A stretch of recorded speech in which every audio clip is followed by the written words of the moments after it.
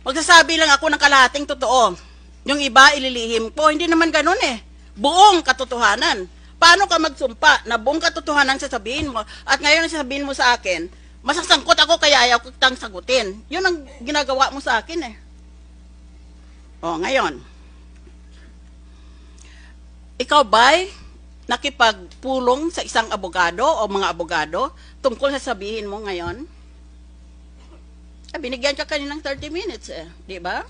Opo. O maliban dyan, yung dati mong abogado, si Attorney Lorna Kapunan, Opo. nag-usap din kayo. Opo. Sino pa, maliban dito sa mga abogadong ito, o yung isang abogadong maring si Attorney Villaseñor. Pero maliban dyan, sino pang kausap mo tungkol sa plunder case? Wala na po.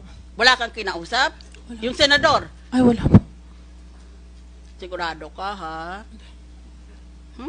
Wala po. Mamaya paliwanag ko, nagkamali ka. Ikaw ba'y nag-attend ng mga meetings at nandyan ang mga testigo at nagpirmahan kayo?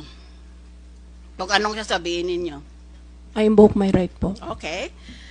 Ikaw ba'y nagbasa ng iba pang mga mababasa mo para maghanda ng iyong sasabihin ngayon? Wala po. Wala? Hindi ka nagbasa o hindi ka marunong? Wala po. Okay? Ikaw ba'y gumawa ng mga nota sa isang notebook?